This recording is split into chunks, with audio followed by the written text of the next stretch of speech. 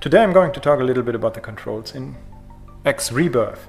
And just like our older games, of course, X Rebirth can be controlled with the mouse, in which case I have a mouse cursor and I have a direct steering mode which I can activate with the space bar, and I have icons that I can click on, and I can hold down the left mouse button to steer, and so on. I'm going to talk about that mode a little bit separately, but what I'm going to talk about first is that the game is also completely controllable with a gamepad. So this mode is definitely, well, it's designed for people who used to play other action games, so it should be really easy for you to learn if you've never played any of the X games before. You have the two thumbsticks, which are by default the right one for your steering and the left one for strafing. So your ship can strafe quite significantly.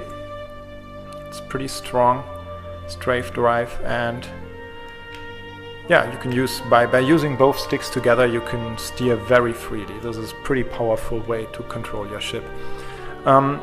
The left analog trigger, this one, is for your speed. So if you hold down this trigger, your ship accelerates to the maximum forward speed. You can see this at the bottom with this instrument here. Now I'm flying with the maximum normal speed. Now there's also a boost drive, which is limited and which also changes my ship's steering behavior, but you can activate it by pushing down the left thumbstick. So then my ship gets significantly faster, as you can see. Oop, I'm braking again. This is not to be confused with the highway. Coincidentally, there is a highway above me here, but that's a different thing, and I'm going to talk about highways in a separate video. Now let's boost a little bit back here and brake again. So there are, of course, weapons in our game, not very surprisingly, and you can fire normally your primary weapon with the right trigger button, the analog trigger button here. Currently I'm using a shotgun-like weapon which has a little bit of a spread, and therefore it's very easy to target with this one. There are other weapons which will not all be available at the beginning of the game, of course, but which you can upgrade later during the game, during the plot, and or buy upgrades on stations. But with this weapon, as you can see, it's very easy to target, especially when you have lots of enemies. Oops. Okay, so the primary weapon of your ship can be changed with the digipad up and down. So by steering, by clicking up on the digipad, I'm changing now to a different weapon. Now I have a Gatling gun-like weapon, which is very good, which deals a lot of damage to a specific point. So that's a weapon system that can be very powerful if you can aim well, or if you have an object that is not moving too quickly, like this guy. Bam. Okay, the right and left directions on the digipad change your secondary weapon. So this is typically a missile. So I can change here to different types of missiles and launch those missiles with the right trigger button, digital trigger button, on the shoulder of the controller. So for example, if I just fire this on my soft target, which is usually the object that has the brighter rectangle in my target cross, then it automatically targets to this object.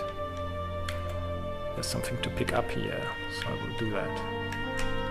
So, okay, so there is the Y button, which opens your main menu. Main menu is a hierarchical menu which allows several layers underneath. You press the Y button to open the menu. You can hold it down and then use the left stick to make selections. Any selection can go to further sub-menus. For example, Universe leads to navigation for different types of maps. Trading gives you access to the different trading menus of your ship. So this is basically the most important menu for higher level things you want to do. For example, also when you want to find out which objects you already own in the game and so on. The most important button on the controller is the A button. It stands for Interact, and it always opens a context interact menu for whatever object you have currently selected as your soft target. So in this case, the ship over there. As soon as you press the button, the menu remains open, and you can use the left stick again to select the interaction you want to do with this ship. For example, here I could open a communication, or I can request information about the ship. The same functionality works also on a station. For example, this icon over there stands for a landing platform. As soon as I'm in interaction range, it changes color. Now it changes color, now I can interact with it. I press a button, I select dock, and my ship will dock on that station automatically. My co-pilot Yisha takes over the controls, and I can walk out of my ship. As soon as you have landed on a platform, you will be in a slightly different controller mode, but this will be very easy to learn because it is something that you have probably seen in many other games. You look around with the right stick and you walk around with the left stick. So this is something you probably know from many other games. Very easy to learn. The Y button still opens the main menu, so a lot of the more powerful functionality is available on the platform as well. While you do this, your co-pilot, which normally sits next to you, will now be talking to you through your little virtual reality glasses.